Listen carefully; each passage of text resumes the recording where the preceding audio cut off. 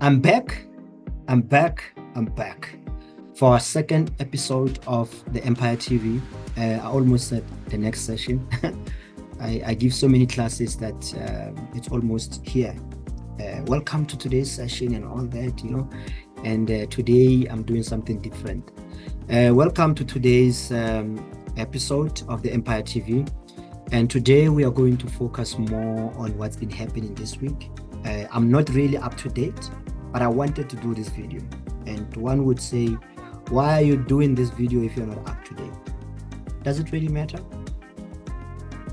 What's been going on is been going on. It's not going to change. What I know is what I know. If I've missed anything that happened yesterday, I'll always find out tomorrow. It doesn't really matter, okay? What really matters is the message that I have for you. Now, there has been a lot of developments this week, mostly in the last 2 weeks, where there's been a lot of talks about the identity of Satoshi and HBO claiming that they have uncovered the mystery of who Satoshi is. I've been looking at that, and I've been looking at myself and saying, am I excited about this, or am I not excited about this? How am I feeling about this? And I found out that it doesn't really matter. So whether they have found out the identity of Satoshi or not, it really doesn't matter, because about 4 years back, when I finally understood the true properties of Bitcoin, what Bitcoin can do, it became irrelevant who Satoshi was, simply because of many factors.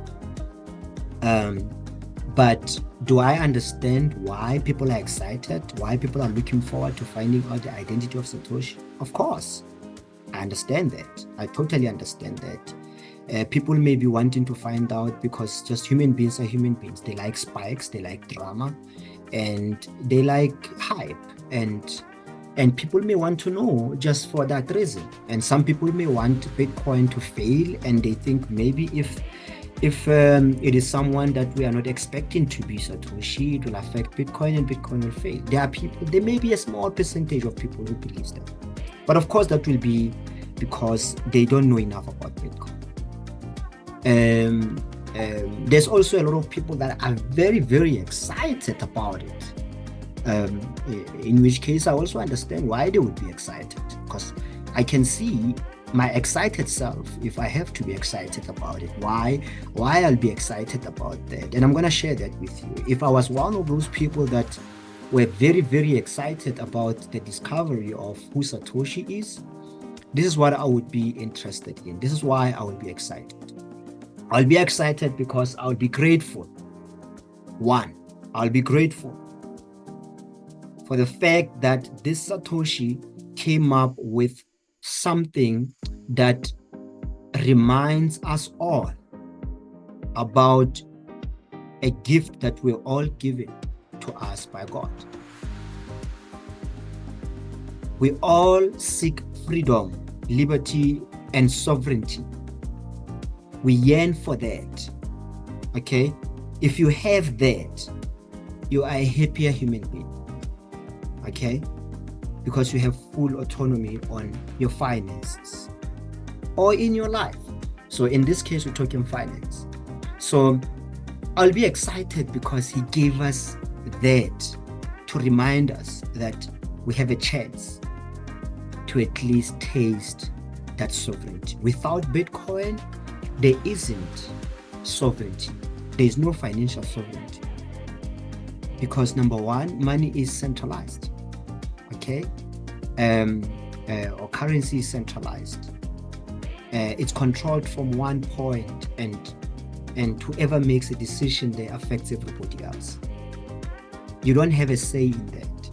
There's a lot of factors to be grateful for that. To be grateful that there is an option, an equalizer that can at least preserve your value as they devalue the money that you're saving.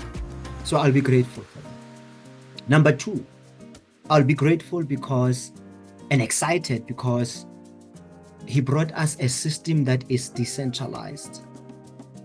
In that there is power. It means he decentralized value. He decentralized money. More like the air that we breathe. It is decentralized. Anyone can breathe that same air. And you don't have to be this or that to be able to have access to oxygen. And that is power. So oxygen is decentralized. So he did that in money, in one of the most powerful things in this world. Money is what is used to control our emotions, right? We are the ones powering the economy, and everything that we do it for this thing called money. If we can finally decentralize that. Sorry, if I've been saying centralized, it's a mistake. I wanted to say decentralized. If we can finally decentralize that and make it accessible to every single person all over the world, regardless of whether you're coming from Africa, Brazil, India, US, Argentina, Cyprus, it doesn't really matter which country or which continent you come from. That is power. And I'll be grateful for that, because you have decentralized this thing. I mean, it means that I don't have to be a certain color to be able to have access to certain things. So whether you are green, yellow, brown, white, black, I don't know, whatever color, pink, transparent, you can participate in this. It sees no color. Of course, I'll be grateful for that, and I'll be very excited for that. If I have to be excited, if that was important to me, who the person is, I'll be excited because I would want to give this person a credit for that. And if I know who it is, of course, it would be better than if I don't, right? It is permissionless. This is why I will be excited. It is permissionless. Permissionless means that when Bitcoin was published, the white paper was published, and when that first transaction of Bitcoin happened, it meant that it was out of Satoshi's hands. And what was my point? It was out of Satoshi's hands, and it was not seeking permission. It was all about, does people understand this, and does people like this? If people like this and they believe that this is what they want, then let it be. So it became permissionless because it never asked for permission to exist. It was never, it never had to go through steps and stages where it has to go through to this guy because he's an authority on this, and he moved to that guy, and then he moved to that guy to be okay to happen. No, it's just something that went on the internet, and the internet being what it is, it allowed the internet do what it does, spread information, and the people got hold of that information, and people got excited about that information, and people took action on that information, and the people made a choice on what kind of money they want. That's hard money. The money that cannot be affected by inflation. Of course, there will be ups and downs, there will be volatility, but over a long period of time, it is the best store of value you can have. I will be excited about that. Absolutely. So there's a lot of factors I'll be excited. So I understand. But my last statement, or my closing kind of point is, does it really matter who Satoshi is in terms of the success of the technology? No, it doesn't. It doesn't really matter. It doesn't matter. It doesn't matter who Satoshi is. It matters what the technology does. And I want people to focus on that. The main thing is the purpose behind why Satoshi started this. It's not who Satoshi is. Of course, Wanting to know, it's okay. We're just humans. We are curious. And sometimes, we want to find out. That's okay. But it should not make any difference at the end of the day.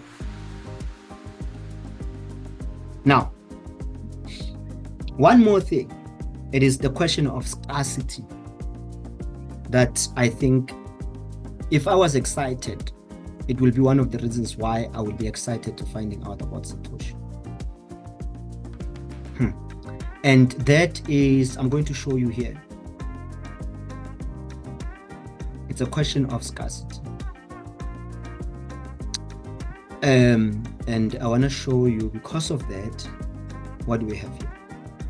Okay, let me start first with the principle. The principle is there can only be 21 million Bitcoins available or ever created. And because there's a predictable number that governs this technology or this money system, it means that you can trust and believe in that. It's predictable, it's governed by maths. It's ones and zeros. We are moving into the digital space. And if we are moving into the digital space, we should move from things that are controlled by human on a daily basis to at least things that are controlled technologically. In that way, we have more of reliability and we can depend on those things. We can trust in those things because if they are built in such a way that Bitcoin is built, they cannot be manipulated. That's very important. So there's 21 million Bitcoins and there will ever be 21 million Bitcoins available. The power here is each and every Bitcoin is divisible to 100 million units called Satoshi. I'm going to repeat that, it didn't come out correctly. Each and every Bitcoin is divisible to 100 million units called Satoshi. So that means that at some stage, we're going to start giving value to Satoshi, not Bitcoin. Bitcoin will be way too big for people to comprehend or to even think they can have a 1 Bitcoin or 2 Bitcoins or 3 Bitcoins because of that limited supply. It's big. It's a big factor. Because it's kept, it means that anything that is not kept is going to lose value against this thing that's kept, as long as you are trading them together. So if they keep printing fiat currency and this is kept here, there's not more supply going on, it's kept here, and it's got a predictable way of releasing this 21 million Bitcoins, it means that the inflationary part of it is controlled by maths. And as you are printing more money, it means that you have more of this and you have less of this. What does that mean? It means that the value at which you exchange this is going to be higher and higher and higher and higher as time goes along. Because this is continually being printed. There's an unlimited supply. That's power. So what does that mean for you? It simply means that as you go out there and you expand your energy out there, what you are doing is you are exchanging energy. For what? For the points called money, right? When you get those points called money, that's another form of energy coming to you, which is the economical energy. Now you have something that is predictable, predictable to hold your value for the next coming 100 years, 200 years, in as long as it exists.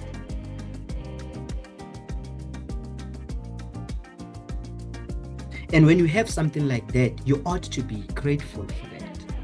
So if I was very excited about this, that's another element that I'll be excited about.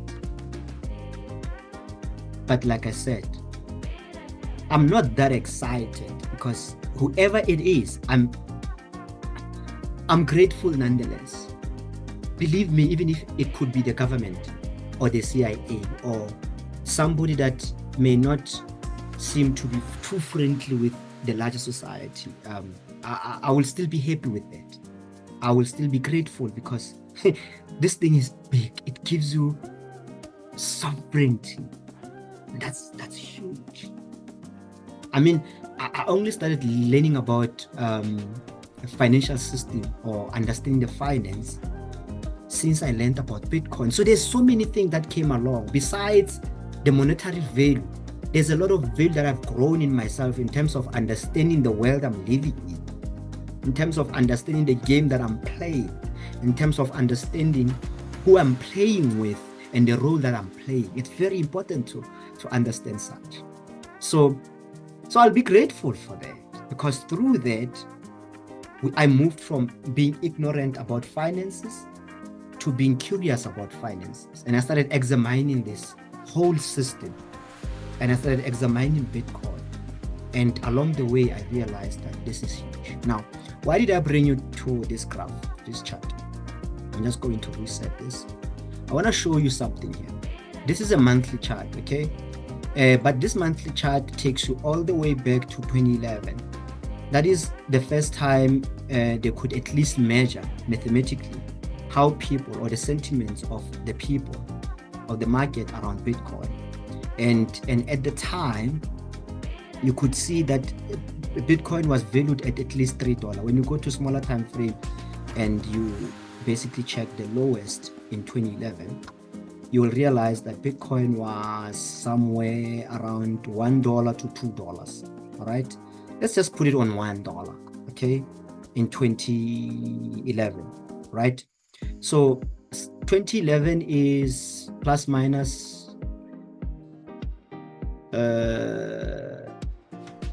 12 years, 13 years back. Of course, it's 13 years since 2011, and this thing has grown with over 1,000,000%. That's huge. Okay, and I don't know if I've calculated correctly, but it has grown quite significantly from 2010. My calculations that I'm giving you is from 2010, by the way. I've never checked it from 2011. If you check it from 2010, it has grown with more than more than 1,000,000%. Now, what I want people to understand is this. This whole thing is going up and down. In the beginning, it was quite volatile. The corrections was up to 80%. So it will go up and it will drop with 80%. But people don't look at how much it went up. Sometimes it went up with over 1,000%, and it only corrects with about 80%. And people overlook that. You see here, this is for 5,000%. From here to there is about 1,600%. So more or less, that's how much it grows. And people focus only on the correction. And I don't know whether people don't know that what goes up comes down, or it's just a question of not understanding how everything works, how everything operates. We all breathe in and we breathe out. And if I take a deep breath, I hold. When I breathe out, it's going to be quite a long breath out. It's not going to be shallow, it's going to be deep. So the market operates pretty much the same way. We are dealing with something that has its own life. It's a living organism here, because Bitcoin is independent of the central authority. It's not fed from anywhere. It's not going to be saved by anyone. It is the money for the people, by the people. So when you look at that, you will realize that it keeps going up and it corrects. It keeps going up and corrects. So what I want people to understand is that when it goes down, it doesn't call for your celebration that this thing is going to zero. Okay? It actually wants you to start paying attention to say, hey, here's an opportunity for me to catch up, to come in at a much lower price. Because if this thing was to go higher than it is today, I've already sort of, missed so much. And quite frankly, I don't like to buy at a high price. But at the same time, for those people that would like to remain ignorant, It's okay, because everyone gets Bitcoin with the price they deserve. If I decide to be ignorant and not learn about this, of course, I'll buy Bitcoin at a much higher price than now. Or if I was ignorant here, of course, I'll buy Bitcoin at that price if I decide to come in there. It's okay. I mean, look at Michael Saylor. Michael Saylor first discovered Bitcoin, I can't remember exactly the time, but maybe 3 years to 4 years before he finally came in. And when he first found out about Bitcoin, he called it names like anybody else, because he did not understand it. And at the time, it was much cheaper then, and he was already a multi-millionaire.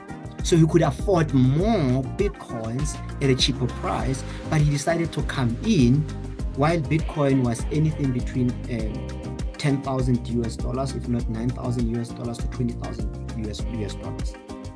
That is when he could justify the price that he wants to buy Bitcoin at. Of course, I'm not saying it as if he was conscious about it. He was unconsciously qualifying himself to say, I deserve to buy at that price.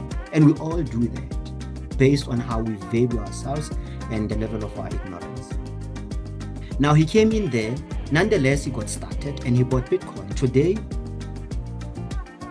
he's one of the big proponents of Bitcoin. He's one of the biggest investors in Bitcoin. And the only thing he talks about is Bitcoin. Why? It makes sense. Once you find out about Bitcoin, it becomes the most relevant thing you will ever have to talk about, ever be involved in. So my point about everybody buys Bitcoin at the price they deserve, it comes from that. I found out about Bitcoin back in 2016. At the time, I didn't have enough knowledge. I did not understand how the economy was built and how it works and the role that I'm playing in it. I came in through platforms that we believe that, oh, this thing is going to make me a millionaire. It's not going to happen through a platform with people. You have to make everything work. But more than anything, what I've learned from that past experience was that you cannot be involved in a decentralized system and you want to build your wealth in a centralized way, in a centralized company. Because if you do that, you are still running a risk that you have ran away from the traditional systems to cryptocurrencies or to Bitcoin, which is basically promising decentralization. So you don't necessarily have full autonomy or full control. Your risk is still the same. It's only worse because this side, there's less regulation. And the irony is, you left that side thinking that you are being too controlled, and therefore you can make more. Of course you can, but not if you risk yourself more by doing the same thing, by actually increasing more risk, because I think regulation is better than not being regulated at all in terms of scales. So in a way, we are actually shooting ourselves in the foot. So I've learned from that. And since I've learned from that, then I realized that everybody buys Bitcoin at the price they deserve. So if I decide to be ignorant throughout this time and not learn or learn by mistakes, that's okay. I still don't deserve Bitcoin, okay? And if I'm still learning and I'm continuously still learning and I'm not participating, and even today I'm still learning and I'm continuing to learn, and then of course, finally I'll buy Bitcoin. One Bitcoin is $1 million US. At that time, I'll only be buying few Satoshis. The chance of me having a full Bitcoin will be close to 0. So I'm going to leave you with that. Focus on what matters. Of course, we have to be excited about this, but it really doesn't make sense. It doesn't make any difference. No, it does make sense, but it doesn't make any difference. Focus on what this thing does and how this can help you. Not a financial advice. I'm saying use this video to learn and research more and make your decision. You will not regret it. Once again, we've come to the end of today's session. Not session, it is a session, of course, but today's episode. And yeah, looking forward to next week's episode. I hope you enjoyed the video. If you did enjoy the video, please give us a like. Please share the channel with all your friends. Please subscribe and hit the notification button so that you don't miss anything. And more than anything, you know, what do you think? Let's have a conversation. Drop a comment. Do you think it matters who Satoshi is? If you think so, share your comments. I actually see both sides of the coin. I totally understand, but to me, it doesn't really matter. Because the technology works, and the technology does what it's supposed to do. And yeah, see you next time. Goodbye. Cheers.